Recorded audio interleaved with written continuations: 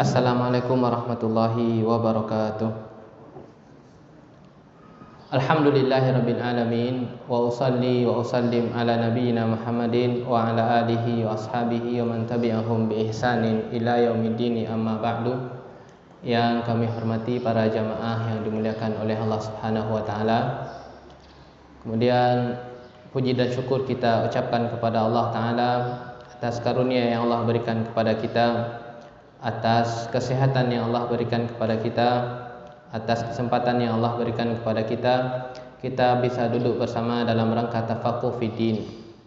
Tafaqquh fiddin yaitu kita dalami syariat Allah Subhanahu wa taala, itu adalah pertanda bahwasanya Allah menginginkan kebaikan kepada kita.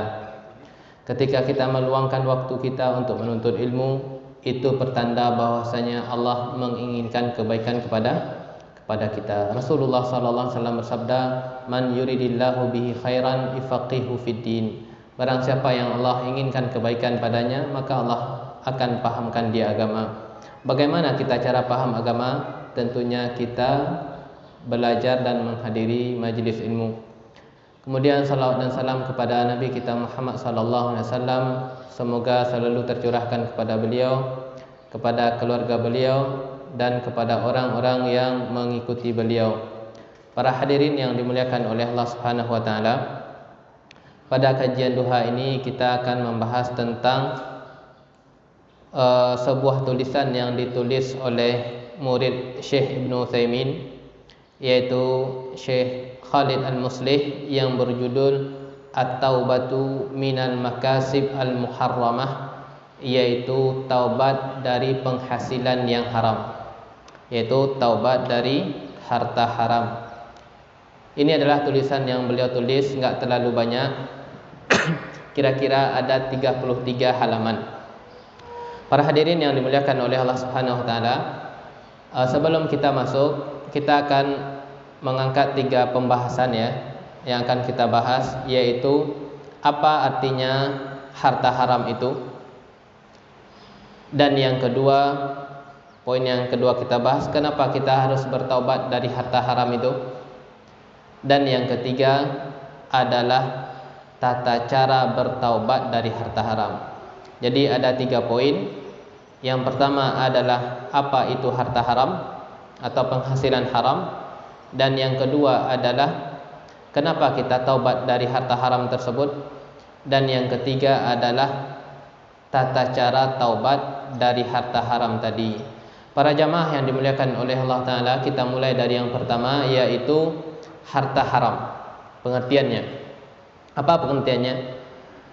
Disebutkan di dalam kitab Ahkamalul Haram bahwasanya al-haramu wasfun syar'iyyun.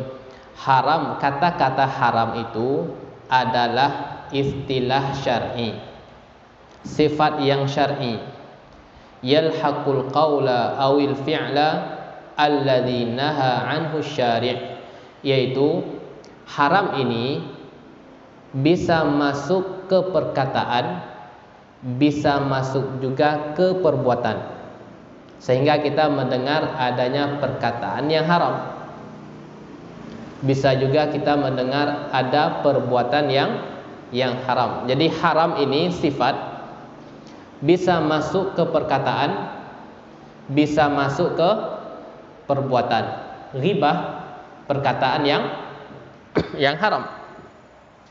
Adu domba, perkataan yang haram. Hoak, info hoak, perkataan yang haram.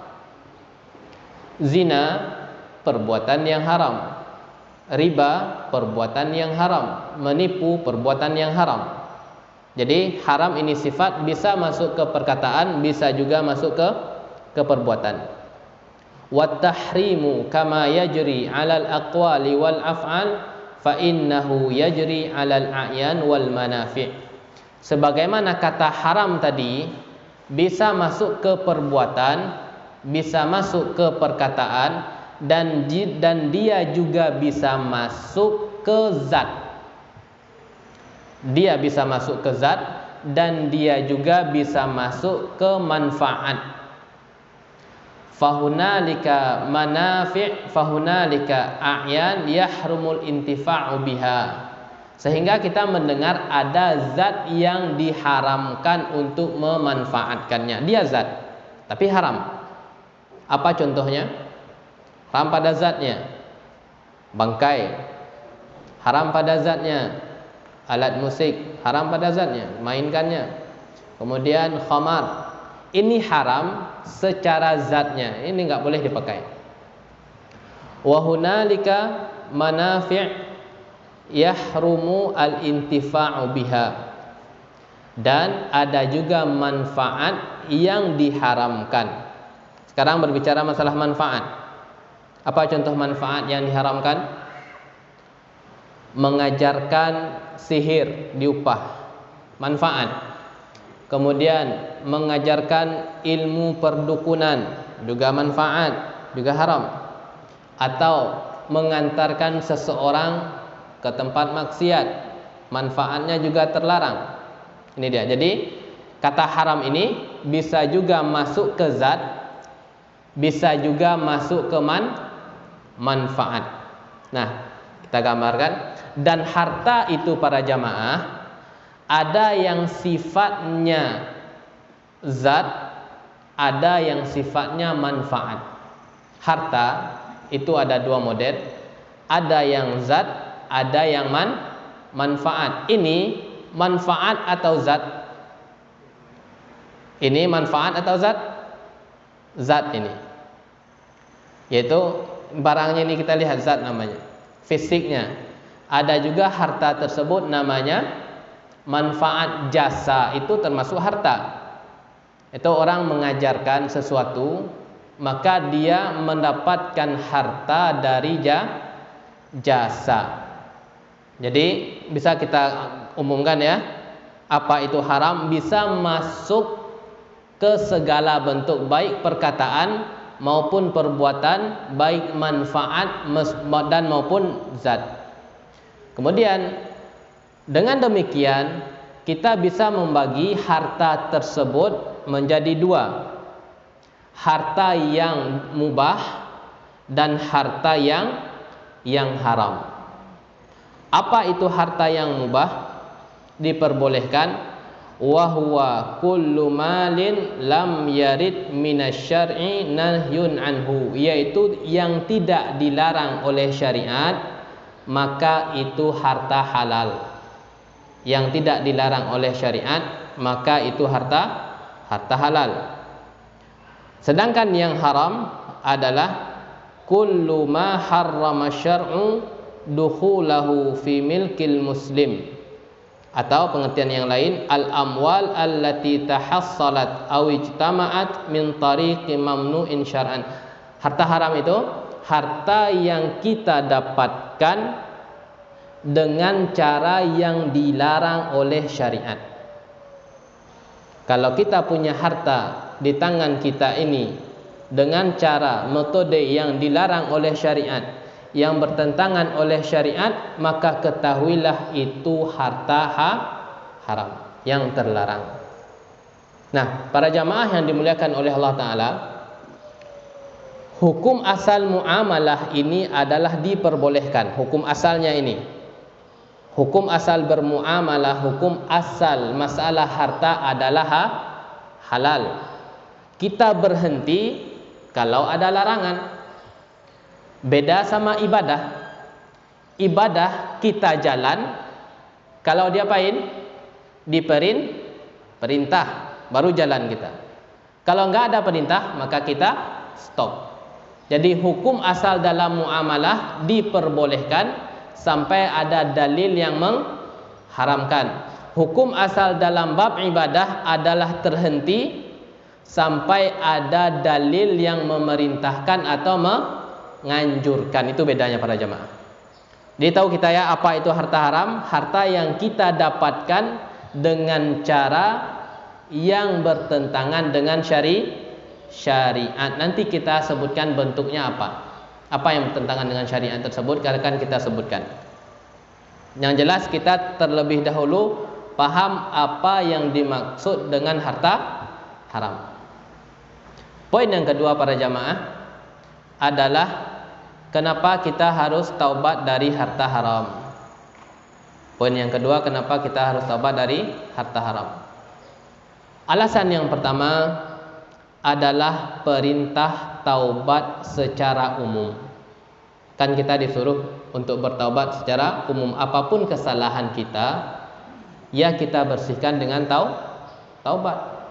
Baik kesalahan kita yang berhubungan dengan manusia, baik kesalahan kita yang berhubungan dengan hak-hak Allah.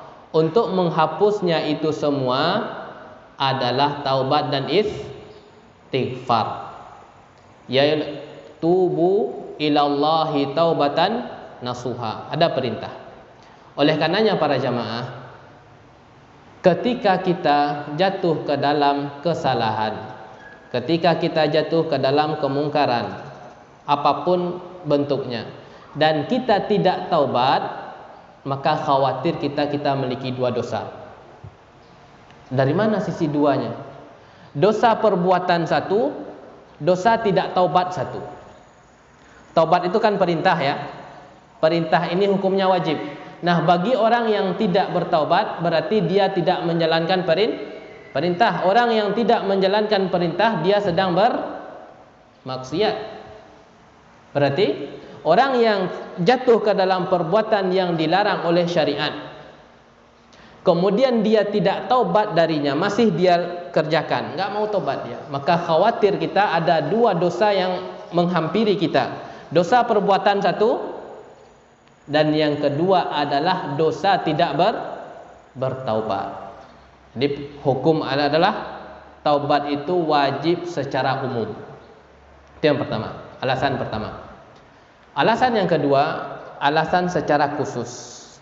Alasan secara khusus. Alasan secara khususnya yang pertama adalah untuk berkaitan dengan harta ini para jamaah. Pertanyaan yang akan kita hadapi itu ada dari dua sisi. Dua sisi kita akan ditanya. Sisi apanya? Dari mana sumber harta kita? Itu yang pertama. Dan yang kedua, alokasi harta yang kita dapatkan kemana? Kematian adalah suatu kepastian. Kita akan ditanya yaumul hisab adalah suatu kepastian juga.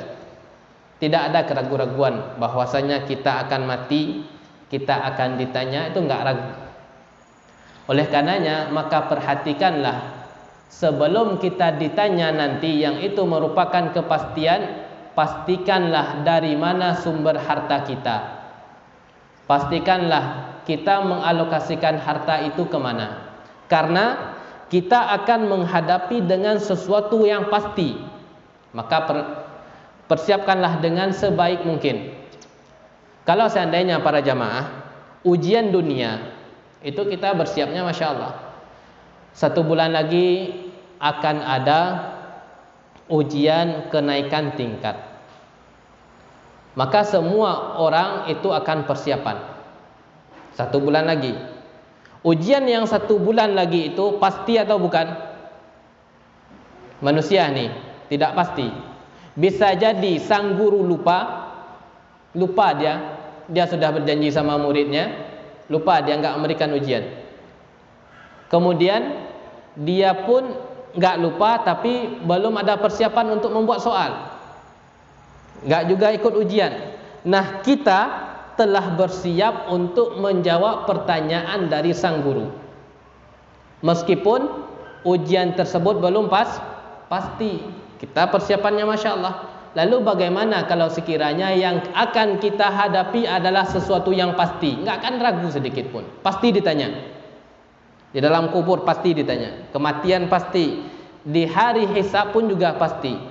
Rasulullah SAW bersabda, la tazulu qadamu abdin yaumal qiyamati hatta tus'alu an arba'in. Nggak akan beranjak kaki manusia pada hari hisab sampai ditanya 4 hal. Kita akan ditanya masing-masing kita ini para jamaah akan ditanya berkaitan dengan 4 hal. Pertanyaan ini akan menghampiri semua kita.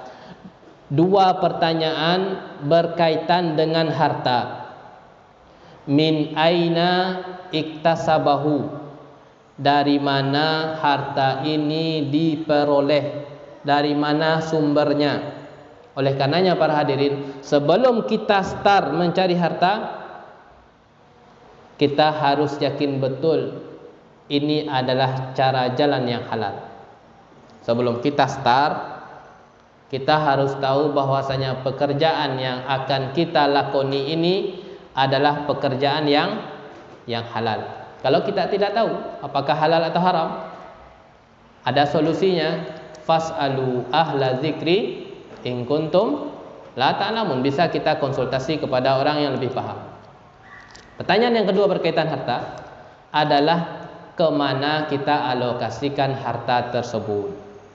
Dua pertanyaan ya, kemana dialokasikan harta tersebut. Itu alasan khusus tadi, karena berkaitan dengan harta ada dua pertanyaan. Alasan yang kedua, kalau kita tidak bertaubat, di belakang harta haram yang kita tidak bertaubat, di sana ada petaka. Ada petaka dari harta haram. Kalau seandainya kita tidak bertaubat darinya, kalau seandainya kita tidak berlepas diri darinya. Apa itu petaka yang pertama? Petaka yang pertama para hadirin adalah jasad yang tumbuh dari harta haram itu adalah neraka tempatnya. Diriwayatkan oleh Al-Hakim dan dinilai sahih oleh Syekh Al-Albani, kullu jasadin nabata an suhtin fannaru aula bihi. Setiap badan yang mendapatkan konsumsi dari yang haram, di neraka atau di surga? Di neraka tempatnya. Oleh karenanya para jamaah, yang kita makan ini, kalau seandainya dari hal-hal yang bertentangan dengan syariat, yang kita makan adalah sejatinya bara api neraka.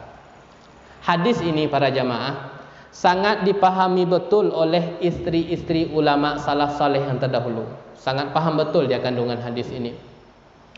Dia paham bahwasanya yang mencari rezeki untuk diri dia sebagai seorang istri dan anaknya adalah seorang suami. Dia paham betul. Dan dia paham juga akan hadis ini. Sehingga ketika suami mereka itu keluar rumah, itu istri tersebut membisikkan ke telinga suaminya. Apa nasihatnya sebelum berangkat kerja? Apakah dia mengatakan cari banyak-banyak fulus ya? Tidak. Dia membisikkan kepada telinga suaminya, ittaqillaha fina. Wahai suami, kau bertakwa kepada Allah dalam menjaga kami. Inna kunna nasbiru alal ju'i wal atashi. Sesungguhnya kami ini bisa tahan, bisa sabar untuk tidak makan dan tidak minum. Jikalau engkau wahai suami keluar rumah mencari nafkah, kemudian qadarullah pada hari itu kau enggak mendapatkan apa-apa, pulang dengan tangan kosong, kami insyaallah welcome. Ketika engkau mengetuk pintu, akan kami buka. Dengan catatan penghasilannya halal. Bisa kami sabar. Kau enggak membawa apapun pulang ke rumah, enggak bawa makanan, enggak bawa minuman, kami bisa sabar. Enggak makan pun enggak masalah. Wa inna kunna la nasbiru 'alan nar. Ketahuilah suami, kami ini tapi kami tidak bisa menahan, tidak bisa sabar dari azab api neraka. Oleh karenanya para jamaah, adanya kerjasama antara suami dan istri dalam membangun rumah tangga, yaitu bagaimana rumah tangga dia ini tidak kemasukan bara api neraka. Karena sejatinya suami hanya sekedar memuaskan istri dari materi saja, tidak mengindahkan apakah halal atau haram. Yang sejatinya dia masukkan ke dalam rumah tangganya adalah api neraka. Oleh karenanya di dalam riwayat Al-Imam Bukhari, Inna awwalu ma yantinu min ahadikum batnuhu. Yang paling pertama kali hancur dari jasad kita ini adalah perut kita. Jasad kita ini yang paling pertama hancur adalah perut kita. Oleh karenanya, perhatikanlah oleh kalian apa yang masuk ke dalam perutnya. Apakah yang dari halal atau dari yang haram. Oleh karenanya tadi kita sebagai seorang suami dan kita sebagai seorang istri harus membangun kerjasama yang baik agar rumah tangga ini tidak kemasukan api neraka. Kalau kita tidak membangunnya dengan baik jamaah, bisa jadi anak dan istri kita ini menjadi musuh yang pertama untuk kita. Allah Subhanahu wa taala berfirman, al-akhillau yawma idzin ba'duhum li ba'din adu illal muttaqin. Orang yang menjalin hubungan teman dekat, tidaklah ada pertemanan yang dekat kecuali antara suami dan istri. Tidak adalah hubungan yang paling dekat kecuali orang tua dan anak. Itu semuanya akan menjadi aduun, musuh. Suami dan istri, orang tua dan anak itu akan menjadi musuh kalau sekiranya hubungan tersebut tidak dibangun dengan hubungan takwa kepada Allah.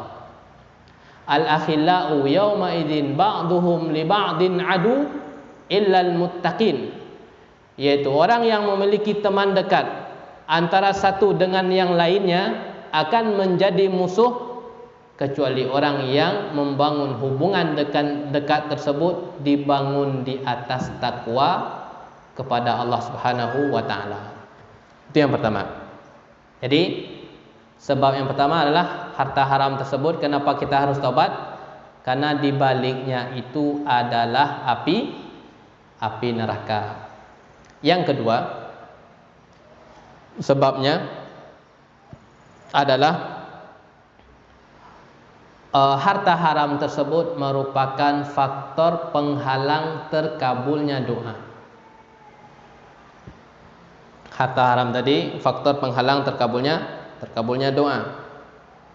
Doa kita ini para jamaah, kita ini punya keinginan ya. Punya keinginan yang harus kita wujudkan. Di samping kita berusaha secara tenaga, kita pun juga menyerahkan kepada Allah dengan berdoa. Sehingga doa ini adalah silahul mukmin.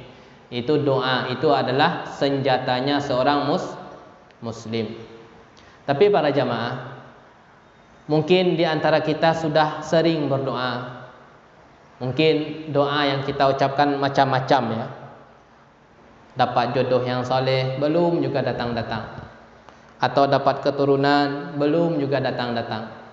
Atau ingin karirnya bisa dia lulus di sebuah lembaga, bisa dia lulus di sebuah perguruan tinggi, belum juga lulus. Jangan berputus asa. Akan tetapi lihatlah sebab. Kenapa doa kita ini tidak pernah dikabulkan? Kaidahnya tadi jangan berputus asa, tapi lihatlah salah satu sebabnya. Cross check diri kita ini, kenapa enggak pernah terkabulkan, enggak bernilai. Kita tahu bahwasanya salat itu adalah semuanya ibadah, semuanya doa. Allahumma rzuqni, Allahumma hdini, semuanya doa. Tapi itu tidak bernilai. Maka kita harus cross check kenapa setiap doa ini belum diijabah oleh Allah. Kita enggak boleh putus asa ya. Lihatlah kepada penghasilan kita. Penghasilan kita selama ini apakah halal atau haram? Cross check, pertama kali kita cross check jamaah, itu adalah dari sumber harta kita. Cross check kita, halal enggak yang selama ini saya dapatkan? Karena hadis Nabi kita Muhammad SAW mengatakan, "Tsumma dzakara rajulu yutilus safara." Beliau menyebutkan ada seseorang laki-laki yang melakukan perjalanan jauh. As'as, aghbar, berdebu, kemudian kusut, yamuddu yadaihi ila sama, dia mengangkat tangannya ke langit, ya Rab, ya Rab, ya Allah, ya Allah. Kemudian wa mat'amuhu haramun, yang dia makan haram. Wa masyrabuhu haramun, yang ia minum pun juga haram. Wa malbasuhu haramun, yang ia pakai pun juga haram. Wa ghudhiya bil harami, dan dia tumbuh dari yang haram. Fa anna yustajabu lahu, mana mungkin dikabulkan doanya. Oleh karenanya para jamaah, sumber harta yang haram yang kita dapatkan, alokasinya palingannya putar-putar 4 itu aja. Kita mendapatkan harta yang haram, ya alokasinya nggak keluar dari 4 hal. Kalau nggak kita berikan untuk minum, kalau nggak kita berikan untuk makan, kalau nggak kita belikan kepada pakaian, kalau nggak kita untuk menguatkan tubuh kita, itu aja. Nah, selama itu ada pada diri kita, maka doa kita ini terhalang untuk dikabulkan. Kisah tadi para jamaah, seseorang laki-laki tadi itu telah terkumpul padanya sebab untuk dikabulkannya doa. Bukan main-main laki-laki ini. Apa sebabnya? Dia melakukan perjalanan yang panjang. Safar ini jamaah adalah salah satu sebab dikabulkannya doa. Oleh karenanya ketika kita sedang safar, jangan lupakan kesempatan emas ini untuk berdoa. Karena safar adalah salah satu sebab terkabulkannya doa. Itu yang pertama. Kita akan melihat pengaruh satu ini mengalahkan 3 sebab. Yang kedua, sebabnya adalah dia berdoa dengan asmaul husna. Ya Rab, ya Rab, walillahil asmaul husna fad'uhu biha. Dan yang ketiga, dia sangat khusyuk. Khusyuk dia bukan main-main.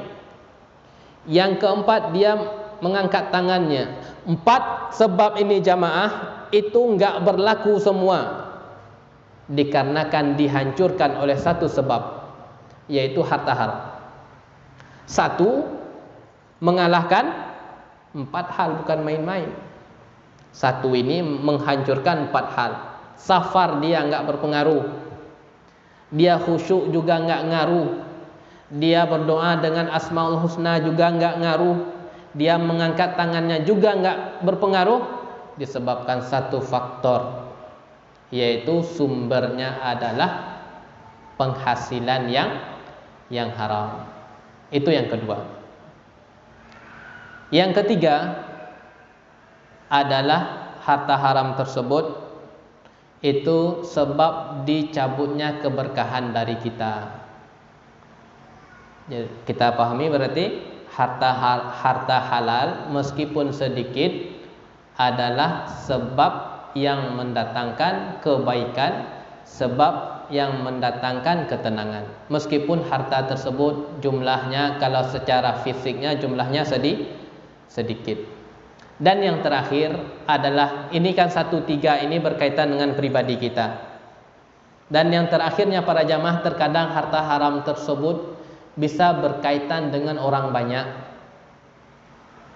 Yaitu Rasulullah SAW bersabda, lam yanqusu al-mikyala wal mizana illa ukhidha bis sinin wa shiddatil mu'nah wa jawra sultanin zalim. Tidaklah sebagian pedagang itu mengurangi timbangan. Yang seharusnya 1 kilo dijadikan 9 on, dia kurangi. Yang seharusnya 40 dia isi 39, dia kurangilah. Lam yanqusul mikyal wal mizana illa ukhidhu bis sinin. Bukan dia saja yang mendapat mudaratnya, akan tetapi kita pun illa ukhidhu bis sinin, kecuali mereka akan ditimpa dengan paceklik. Itu yang pertama. Padahal pelakunya cuma satu, pedagang, tapi yang mendapatkan mudarat itu semuanya. Wa syiddatil mu'nah, tingginya biaya kehidupan. Bukan main-main mahalnya kehidupan. Wa jawra sultanin zalim, yaitu dipimpin oleh pemimpin yang zalim. Jadi pemimpin yang zalim itu sebabnya dari siapa? Dari rakyatnya. Kaifa takunu yuwalla alaikum. Pemimpin kita ini adalah cerminan kita. Cerminan kita. Sehingga tadi kita katakan penyebabnya satu orang yang enggak amanah dalam transaksi muamalah, yaitu merata akibatnya ini kepada seluruh orang. Itu secara umum ya, padahal masih ada. Tapi yang intinya insyaallah itu. Jadi kenapa kita harus bertaubat? Karena perintah taubat secara umum. Dan yang kedua berkaitan harta itu secara khusus, harta akan ditanya. Kemudian di balik harta haram yang kita tidak bertaubat darinya, ada berbagai macam petaka yang siap menghampiri kita.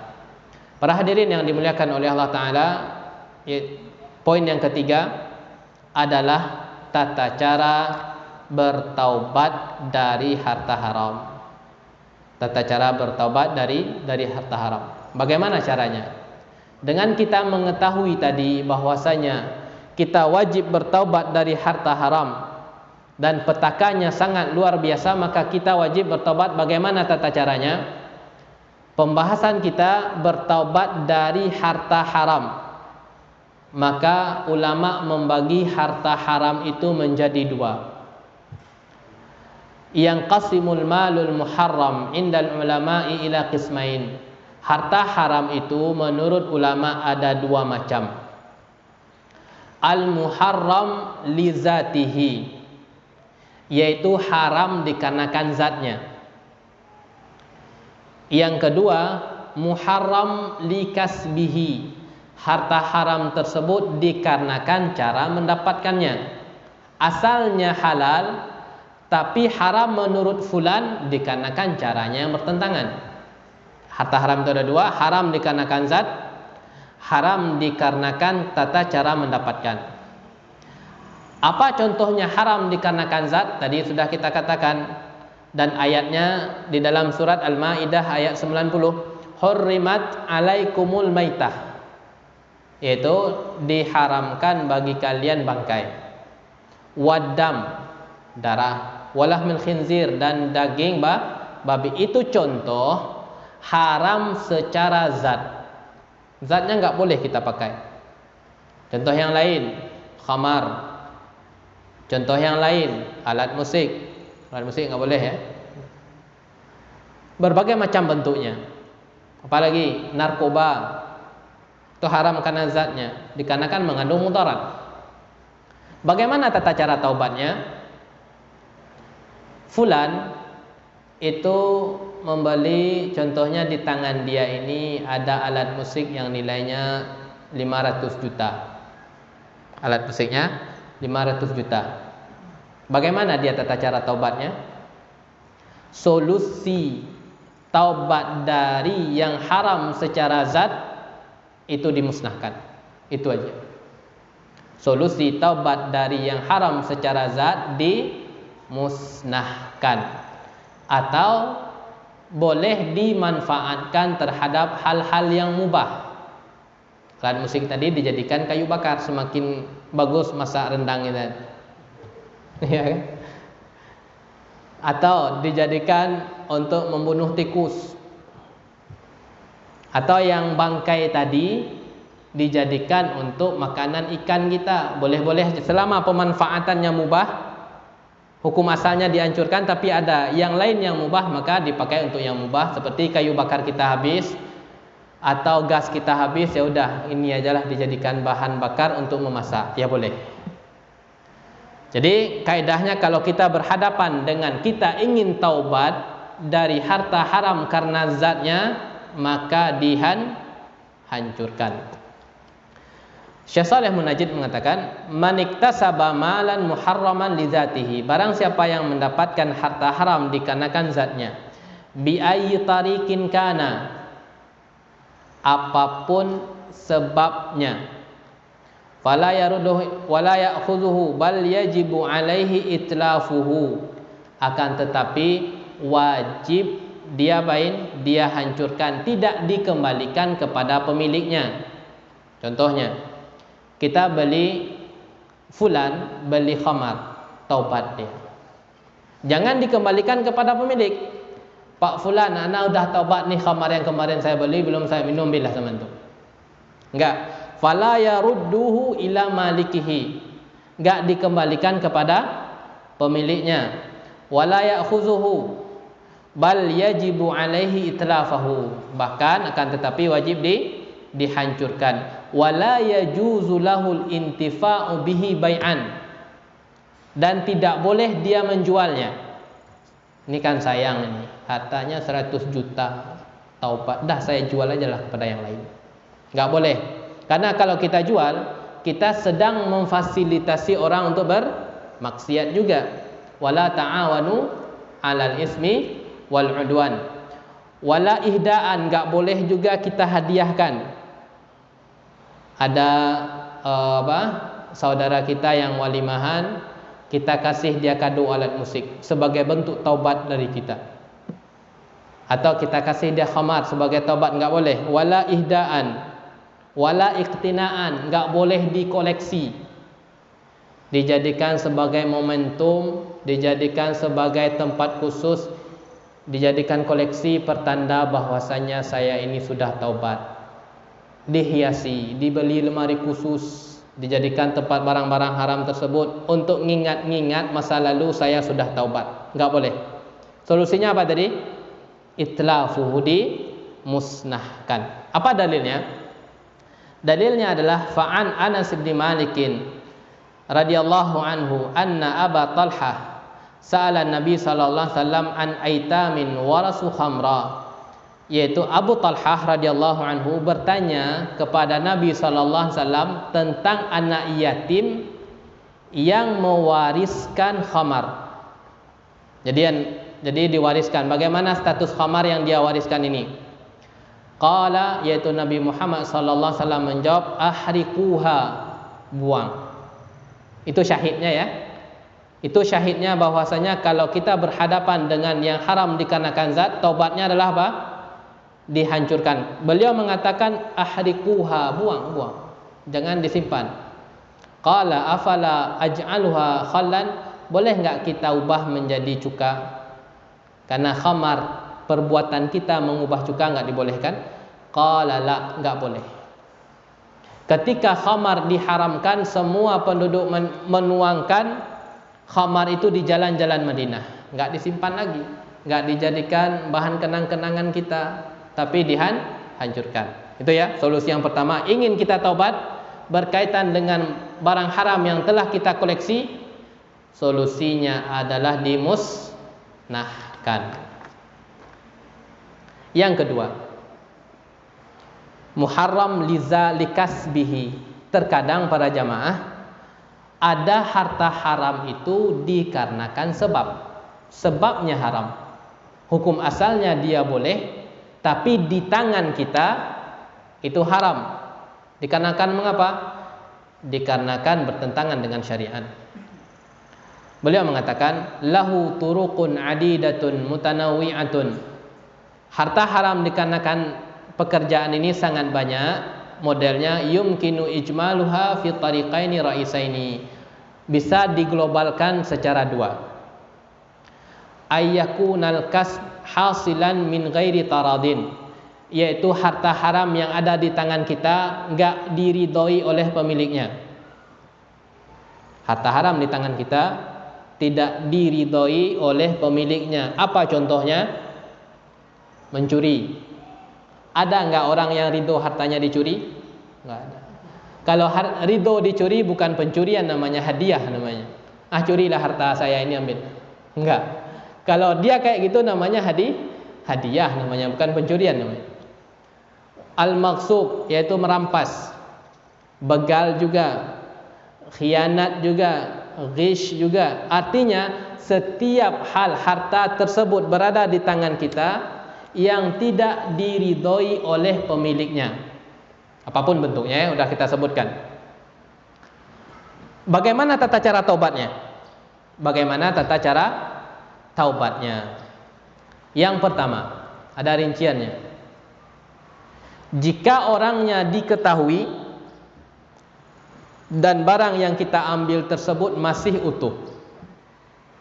Jika orangnya kita ketahui, oh saya berhubungan dengan fulan, barangnya masih ada. Bagaimana caranya? Caranya dikembalikan kepada dia. Nih, minta maaf kita. Ini untuk siapa?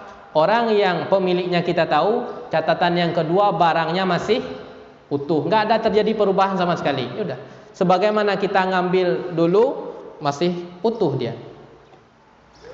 Al-Hafidh Ibn Rushd mengatakan, wa annal wajiba fiha an turadda ilaihim in kanat ainu qa'imah. Ibn Rushd mengatakan, wajib baginya untuk mengembalikan kepada mereka, yaitu orang yang memiliki hak, in kanat ainu qa'imah, barangnya masih utuh, wa kana ashabuha ma'rufin, dan pemiliknya kita tahu. Itu yang pertama. Baik. Ibnu Hubairah mengatakan, wattafaqu ala annahu yajibu 'alal ghasibi radul maqsub in kanat 'ainuhu qa'imah. Ibnu Hubairah mengatakan, para ulama bersepakat bahwasanya wajib bagi orang yang merampas untuk mengembalikan rampasan dia kalau seandainya fisik barang masih utuh. Itu yang pertama ya, rincian yang pertama. Rincian yang kedua, barangnya tidak utuh alias telah terjadi perubahan. Barang nih tidak utuh ya. Kondisi pertama. Kondisi pertama, jika barang tersebut telah berubah wujud secara totalitas atau habis. Berubah wujud secara totalitas atau sudah habis. Berasnya udah habis kita masak, udah habis kita makan. Semennya udah berubah wujud, di dinding sana semennya, ambillah sana. Semen sudah berubah wujud menjadi dinding di sana, kan telah berubah wujud nih. Telah berubah wujud yang kita ambil, bagaimana tata cara taubat? Yang pertama, jika yang kita ambil tersebut adalah barang yang ada padanannya, barang tersebut ada padanannya. Kita dahulu mengambil satu karung semen, mereknya X, ada padanannya juga. 50 kilo, mereknya X juga. Maka dibeli itu dikembalikan.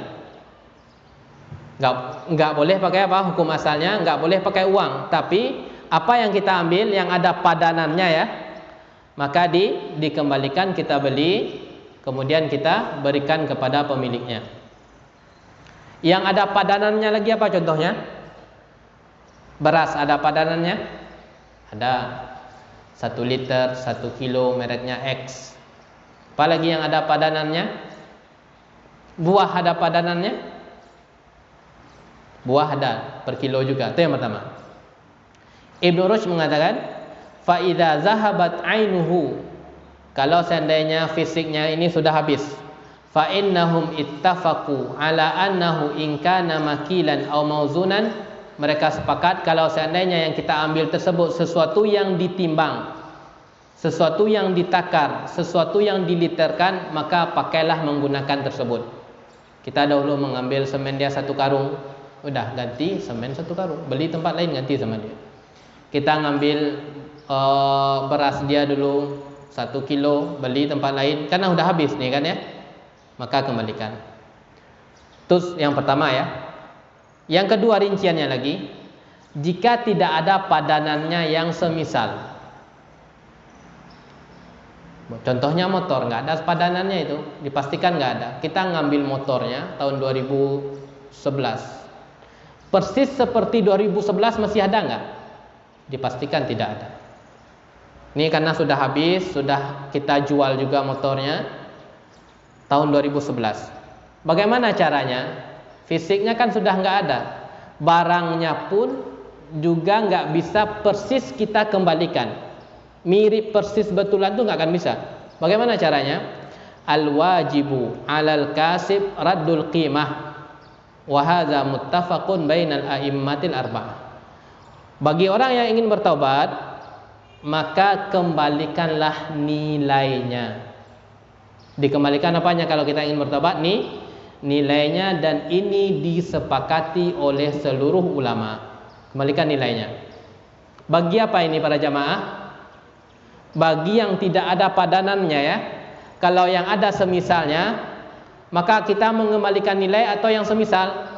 Yang semisal. Ini kita sedang membahas yang tidak ada padanannya. Nah, kemudian pembahasan yang kedua. Apa standar harga yang kita beri kepada pemiliknya? Nah, sekarang atau ketika kita waktu mengambil? Memang ada khilaf. Wa annal mu'tabar huwa qimatul aini yaumul ghasbi. Nilai yang menjadi patokan adalah nilai barang ketika kita mengambil. Wa bihi qala Syekhul Islam Ibnu Taimiyah. Dan ini adalah pendapatnya Ibnu Taimiyah. Tahun 2011 ngambil motor X. Kira-kira berapa harganya tahun 2011? Nah, itu dia. 7 juta aja dah kembalikan. Tahun 2015 HP yang kita ambil. Mereknya Y. Tadi X, sekarang Y, nanti sampai Z nanti barangnya. Y kita ambil, berapa kira-kira harganya? Barangnya catatannya apa tadi? Barangnya sudah nggak ada di tangan ya. Oh, kira-kira 1.500.000-an lah kembalikan. Wa annal mu'tabar huwa qimatul aini yaumul ghasbi. Yang menjadi patokan harga adalah ingat ketika seseorang itu mengambil. Wa bihi qala Syekhul Islam Ibnu Taimiyah. Dan inilah pendapatnya Ibnu Taimiyah. Baik. Itu ceritanya tadi. Jadi udah berapa kondisi barang yang kita sebutkan? 2 ya, utuh dan sudah berubah wujud. Ada rinciannya tadi. Yang ketiga, barang tersebut masih ada tapi sudah berkurang. Lecetkah dia? Sudah berkurang nilainya. Bagaimana cara ingin bertobat kepadanya? Kurang nilainya. Yajibu 'alal kasib ayyarudal ain. Wajib dikembalikan fisik barangnya. Wa yadmanun naqsa alladhi hasala, yaitu kita mengganti berapa nilai kekurangan. Motor itu masih di tangan kita, tapi ini rusak dikarenakan perbuatan kita. Kira-kira untuk memperbaiki yang rusak ini berapa? Tanya kepada ahlinya. Oh, 500. Jadi motor tadi plus uang 500. HP rusak di tangan kita, jatuh dia, rusak layar dia. Tanyakan kepada servisnya, untuk memperbaiki layar ini berapa? Contohnya 200.000. Kembalikan HP dan uang 200.000. Ini kapan ini? Kalau seandainya ada aib pada barang tersebut. Yang ketiga,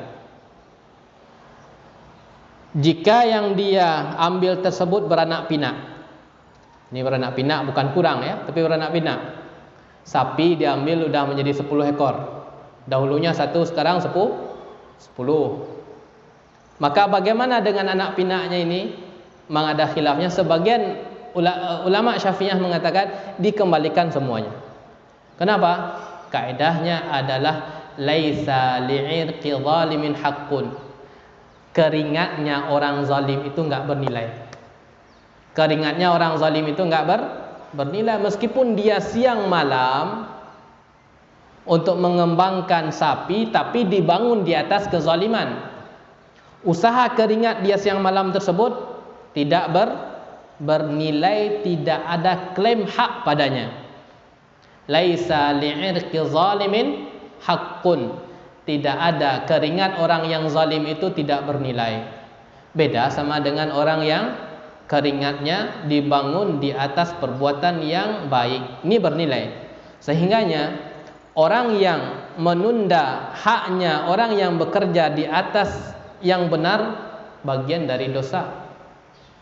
A'tul ajira haqqahu qabla ayyajifa 'uruqahu. Berikan upah dia sebelum keringat dia kering. Udah 1 tahun dia bekerja nggak digaji-gaji juga, bukan kering lagi, ini habis keringatnya. Maka ini adalah bentuk kezaliman dan wajib jadi dibedakan ya, keringat yang zalim, keringat yang halal. Keringat yang zalim itu nggak nilai. Laisa, ini kaidah fikih ya, bukan hadis Nabi. Laisa li'irqi zalimin haqqun. Baik. Itu masih bisa digambarkan ya. Pemiliknya masih ada. Pemiliknya masih ada, barang tersebut bisa jadi utuh, bisa jadi tidak utuh. Kalau utuh dikembalikan, kalau tidak utuh dilihat ada padanannya enggak. Kalau ada padanannya dikembalikan padanannya. Kalau tidak ada maka dikembalikan apanya? Nilainya ketika kita mengambil. Kalau seandainya kurang dikembalikan barang dan diganti rugi. Yang kedua, kalau seandainya pemiliknya sudah enggak diketahui, bagaimana caranya? Kita sebagai seorang pedagang kan enggak mungkin banyak orang yang datang kepada kita ya, enggak tahu ini berkaitan dengan siapa ini. Ini hati-hati kita. Kuat khilaf dalam masalah ini. Kalau seandainya pemilik enggak diketahui, sebagian ulama mengatakan enggak ada taubat, tunggu aja di akhirat. Ngeri. Enggak ada taubat, tunggu aja di akhirat dah. Perbanyak aja taubat nanti untuk menggantinya. Perbanyak aja amal-amal soleh untuk mengganti, untuk mendapatkan kisos. Karena apa? Karena untuk mengkisos yang diambil adalah perbuatan baik kita. Kalau habis perbuatan baik kita, perbuatan buruk orang kita yang nanggung dan kita dibuang ke neraka. Sebagian ulama keras dalam masalah ini. Tidak ada taubat kalau seandainya yang miliki hak enggak diketahui. Maka ini adalah peringatan keras bagi kita semuanya. Tunggunya di mana dah? Tunggu aja di akhirat nanti. Perbanyak amalan baikmu. Apa kata sebagian ulama tersebut? La taubata likasib hazil amwal al muharramah. Tidak ada taubat bagi yang mengambil harta ini illa bi irja'il mali ila ahlihi, kecuali dikembalikan kepada yang bersangkutan. Fa in ta'adzara faqad ta'adzarat alaihi taubah.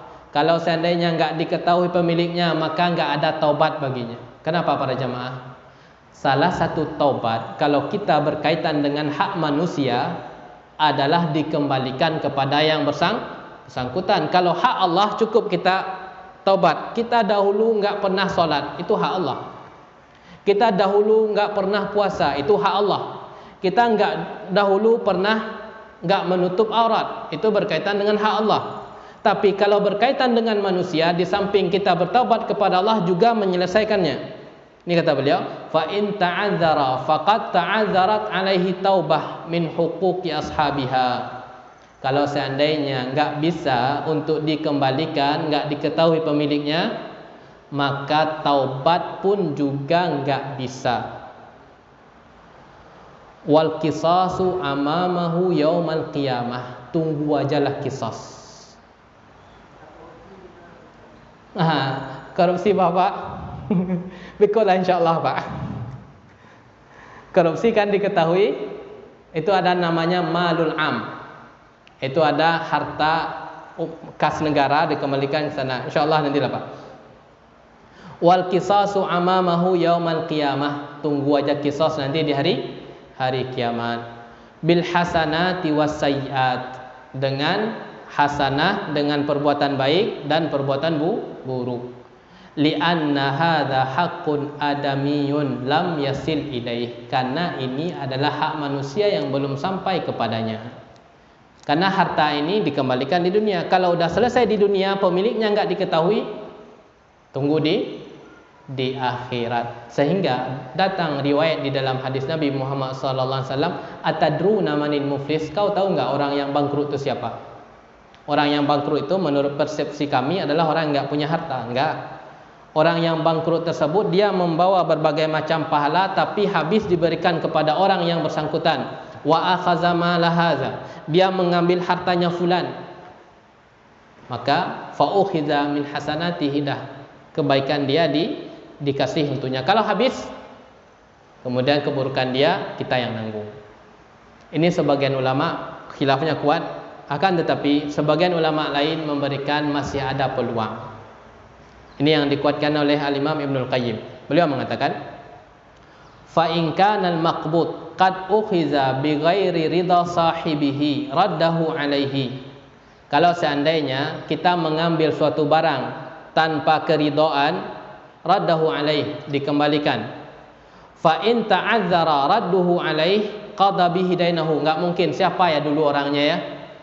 Enggak tahu. Orangnya bisa dia sudah meninggal, kita tahu, tapi udah enggak tahu alamatnya di mana. Pindah ke solusi yang kedua, bayarkan hutangnya. Kita tahu, oh Bapak Fulan itu punya hutang sama A. Udah kita yang bayarkan. Berapa hutang Bapak Fulan? 1 juta, dah kita yang bayarkan. Qada bihi dainan ya'lamuhu alaih. Kita membayarkan hutang dia.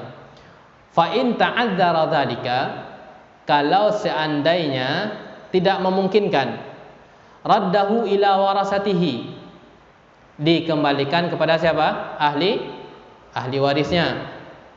Jadi solusinya cari orangnya, kalau enggak ketemu pindah ke hutang, kalau enggak bisa juga cari ahli warisnya. Fa in ta'adzara dzalika tasaddaqa bihi anhu.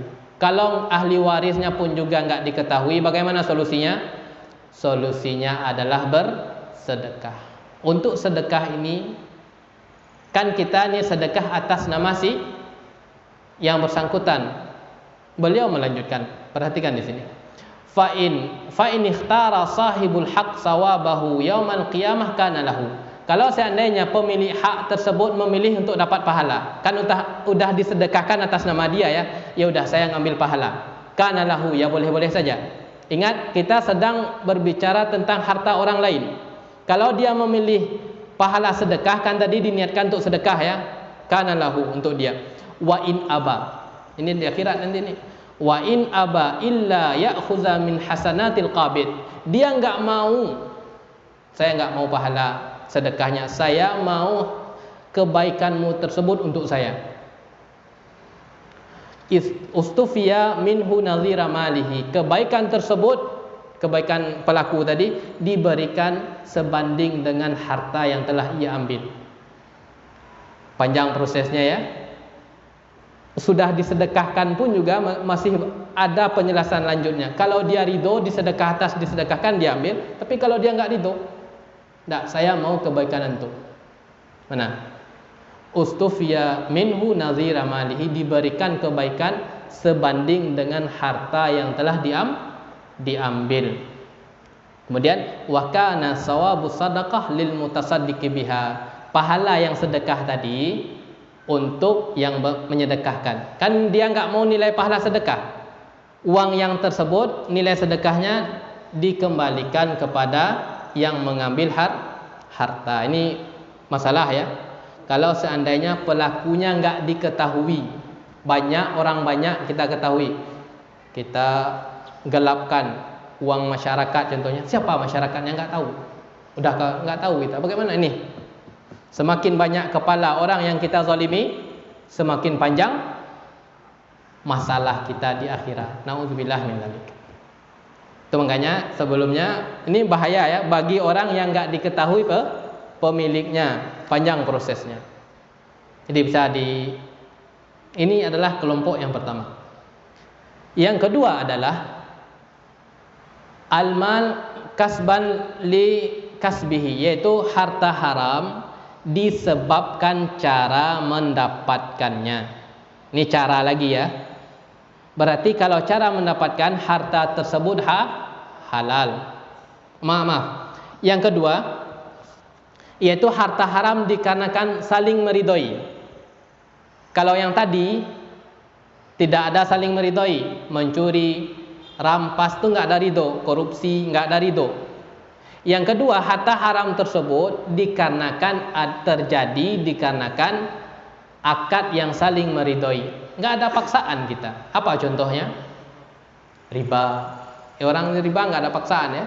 Apa contohnya lagi? Kemudian judi. Ada orang dipaksa main judi? Enggak ada. Dia berjudi atas keinginan dia sendiri.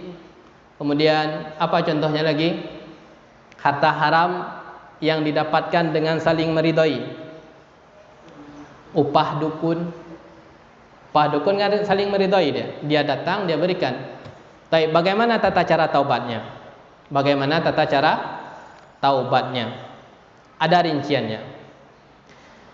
Jika harta tersebut sudah berada di tangan, sudah berada di tangan ya, harta tersebut upah haram tadi sudah berada di tangan kita. Bagaimana, apakah wajib dikembalikan? Kita lihat. Ayyaqtaqida al-kasib ibahatu hazil makasib awalan aw la ya'lamuhu. Yang bersangkutan melakukan muamalah tersebut dikarenakan dia tidak tahu hukum. Harta tadi sudah di tangan dia, tapi dia nggak tahu hukumnya. Dia contohnya menganggap selama ini perbuatan dia tersebut halal. Setelah dibaca-baca, tahu dia nggak dibolehkan. Uang yang di tangan dia ini contohnya hasil dari pinjaman 10 bayar 11. Mungkin dia ngikut kepada pendapat seseorang yang mengatakan boleh, setelah dia yakini, oh ternyata haram, uang itu ada di tangan saya, dan dia nggak tahu. Atau ada uang yang di tangan dia dikarenakan hasil dari iklan yang tidak baik. Orang yang mengupload konten itu dia mendapatkan uang dari konten yang dia upload atau dari iklan? Dari iklan. Iklannya bermasalah atau tidak? Bermasalah. Nah itu dia. Udah dikirim. Oh ternyata nggak boleh ya. Ada tuh uang saya berapa jumlahnya? Ada 50 miliar di sana. Dari itu semua. Dia ingin taubat. Bagaimana caranya? Apa kata Syekh di sini? Fahazihil makasib yamlikul kasib minha. Harta yang sudah ada di tangan dia ini itu adalah harta halal untuk dia semua. Maqabadahu, yang telah diambil ka nabi jahli tahrim, dia enggak tahu bahwasanya perbuatan tersebut haram. Dia enggak tahu, menganggap selama ini boleh, ternyata enggak boleh. Apa dalilnya? Dalilnya adalah faman ja'ahu mau'izatun min rabbih fantaha falahu ma salafa. Apabila telah datang peringatan dari Allah, fantaha falahu ma salaf, wajib stop, dan yang telah berlalu halal untuk dia. Jadi ingat ya, harta yang di tangan nih, dia nggak tahu hukum. Ustaz, bagaimana saya taubat dari perbuatan fulan? Tahu nggak hukum sebelumnya? Saya menganggap hukum itu boleh. Ternyata setelah saya pelajari lagi, ternyata haram. Nih ada uang di tangan saya ini, ada 30 juta. Bagaimana solusinya? Kita katakan halal untuk dia. Dan ini adalah pendapatnya Ibnu Taimiyah, dan kemudian Syekh Sa'di, dan kemudian Syekh Utsaimin rahimahullahu ta'ala. Jadi kalau seandainya dia nggak tahu, sudah di tangan, halal untuk dia. Kalau belum dibayarkan, tadi kan judulnya sudah di tangan. Kalau belum dibayarkan, masih ada jasa haramnya tersebut, tinggal 30 juta lagi di tangan orang, maka tidak boleh diminta. Yang halal hanya di mana? Yang halal hanya di tangan kita. Yang belum dibayarkan itu bukan milik kita. Yang pertama ya, kondisi yang pertama. Kondisi yang kedua, jika dia mengetahui hukum. Nah ini kasus kita bagi siapa ini? Jika orang tersebut mengetahui hukumnya, dia sudah tahu itu perbuatan dia nggak dibolehkan, tapi belum diberikan hidayah untuk betul-betul taubat, dikerjakan lagi. Sudah di tangan dia ini uang banyak, 200 juta. Apa sebabnya? Kamu tahu nggak hukumnya sebelumnya? Saya tahu. Judi itu nggak boleh, tapi udah kecanduan, gimana caranya? Tahu dia. Semua orang tahu judi itu haram ya. Berapa uangnya? Sekali main itu, sekali menang tersebut terkadang bisa ratusan juta. Ada uangnya, uangnya masih utuh. Kalau seandainya sudah habis, cukup taubat. Sekarang pembahasannya adalah uang masih ada ya. Kalau sudah habis, sudah cukup taubat. Sekarang uang judi tersebut, uang riba tersebut, tahu nggak hukum riba? Tahu. Tapi kok masih enak mencari uang, kita nggak kerja bisa datang uang datang. Bagaimana caranya? Kata beliau, Wa man iktasaba malan muharraman ma ilmihi bitahrim. Barang siapa yang mencari harta haram, dia ma ilmihi bitahrim, dan dia sudah tahu hukumannya, wa qabadahu bi idni malikihi, kemudian wajib dia berlepas diri darinya. Dah, lepas diri, bukan dalam rangka sedekah, bukan diniatkan sedekah. Karena apa? Karena sedekah tersebut harus dari yang baik. Innallaha thayyibun la yaqbalu illa thayyiban. Allah itu baik dan tidak menerima kecuali yang baik. Dah, berlepas diri kita. Berapa hartanya? 200 juta. Kenapa berlepas diri? Karena dia tahu hukum.